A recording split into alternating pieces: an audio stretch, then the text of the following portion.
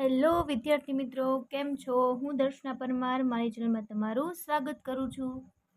તમે જોઈ રહ્યા છો રાહદર્શ એજ્યુકેશન, જેમાં આજે આપણે ભણવાના છીએ ધોરણ 9 વિકાસ અસાઇનમેન્ટ સોલ્યુશન પ્રથમ પરીક્ષા 2025-24 માટે વિભાગ બી પ્રકરણ 4.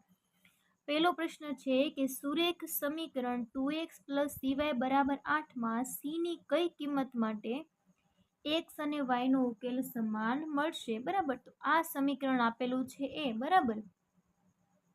તો હું અહીંયા જવાબ લખી દઉં છું કે એમાં c બરાબર 8 - 2x બરાબર x, જ્યાં x is not equal to 0 માટે x અને y ની કિંમત સરખી મળશે. બરાબર.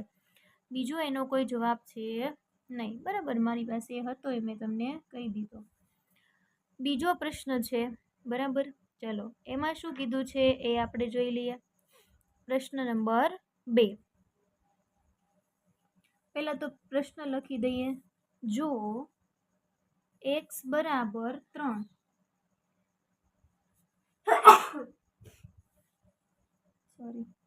અને y બરાબર 4 એ સમીકરણ 3y બરાબર x + 7 નો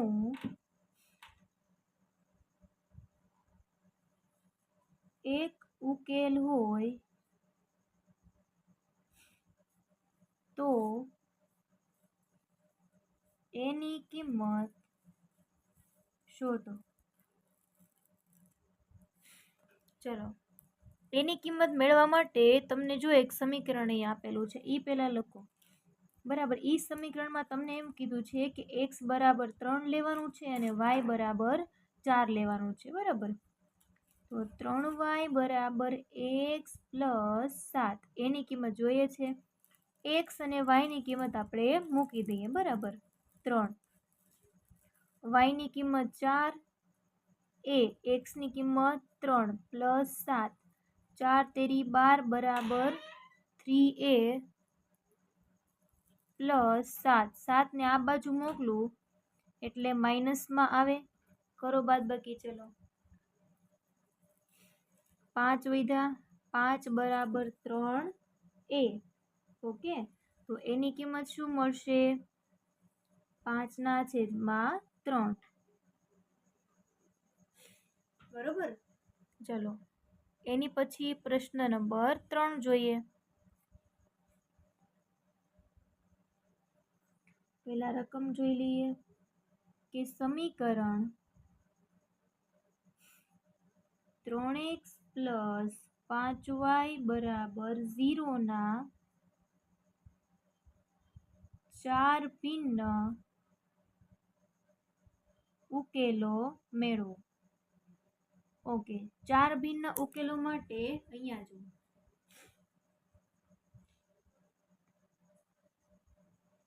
ઓકે. ચલો, કોને પહેલા આપણે આગળ રાખીએ? x ની કિંમત મૂકતા જઈએ અથવા તો y ની કિંમત મૂકતા જઈએ, જે ગમે. બરાબર. 3x છે તો +5 આ બાજુ આવે એટલે કેવા થઈ જાય? -5. કેમ? તો કે અહીંયા 0 છે એટલે આ બાજુ આવે એટલે -5 થઈ જશે. બરાબર. 3 જે છે એ ગુણાકારના સંબંધમાં છે ને, આ બાજુ આવે એટલે ક્યાં જાય? ભાગાકારમાં જાય. -5/3 × y. હવે જેમ તમે y ની કિંમત મૂકશો એમ તમને x ની કિંમત મળતી જશે. આ થઈ ગયું તમારું સમીકરણ નંબર 3. તમે y ને પણ આગળ રાખી શકો છો, જેમ તમને યોગ્ય લાગે એમ. બરાબર. હવે લખીએ કે સમીકરણ 1 માં y બરાબર 0 લેતા.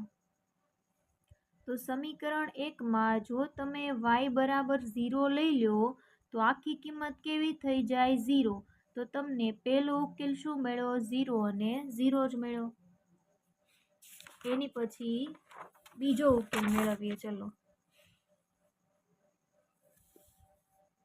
લખીએ કે y બરાબર, હવે લઈ લઈએ -3 મૂકતા.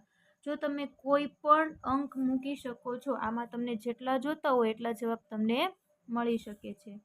તો x બરાબર -5/3 ગુણ્યા કેટલા આવે લીધા છે આપણે -3 લીધા છે બરાબર. તો -3 3 3 નીકળી ગયા, માઇનસ માઇનસ પ્લસ, તો x બરાબર જવાબ આવ્યો 5 બરાબર. તો બીજો ઉકેલ આપણને શું મળ્યો? 5 અને -3. હવે ત્રીજો ઉકેલ મેળવી લઈએ બરાબર. y બરાબર કઈ કિંમત મૂકવી છે હવે તમારે? તો કે +3 મૂકીને જોઈ લઈએ બરાબર શું જવાબ આવે છે.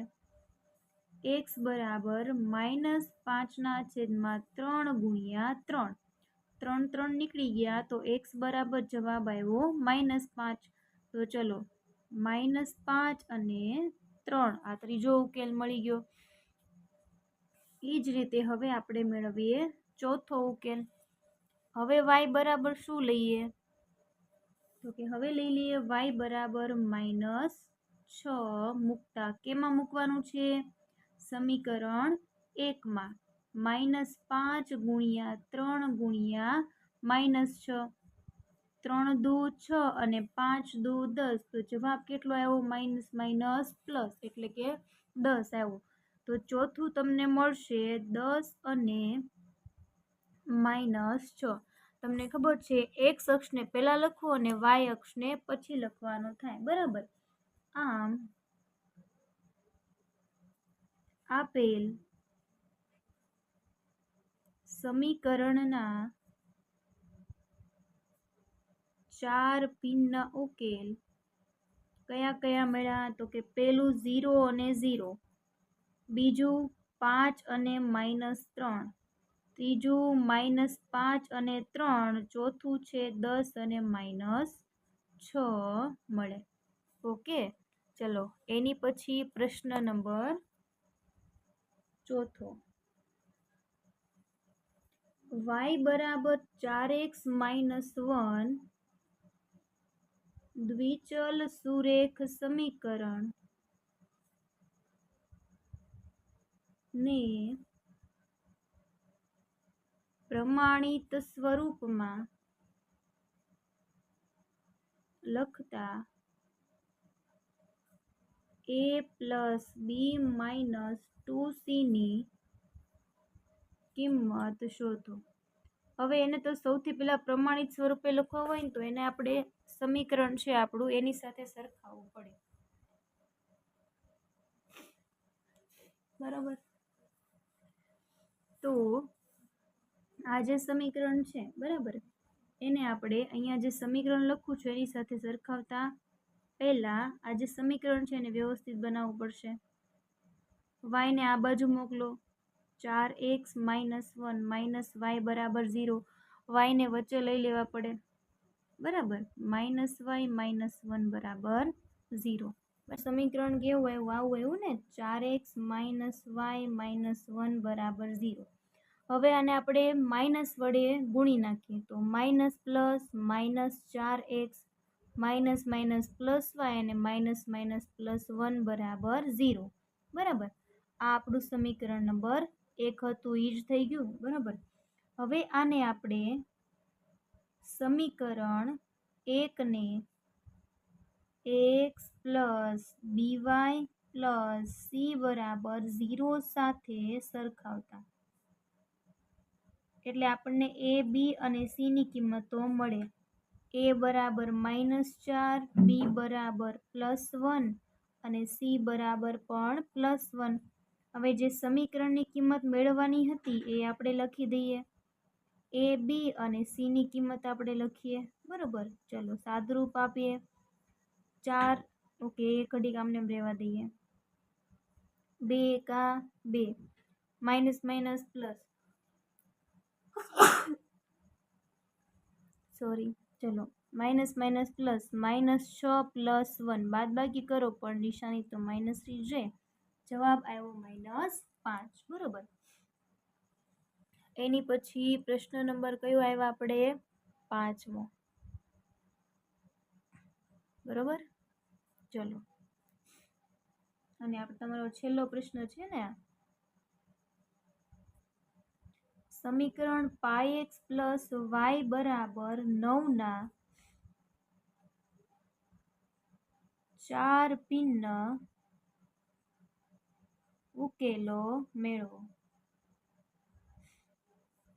બરોબર. ઓકે, ચલો 4 ભિન્ન ઉકેલો મેળવવા માટે હવે આપણે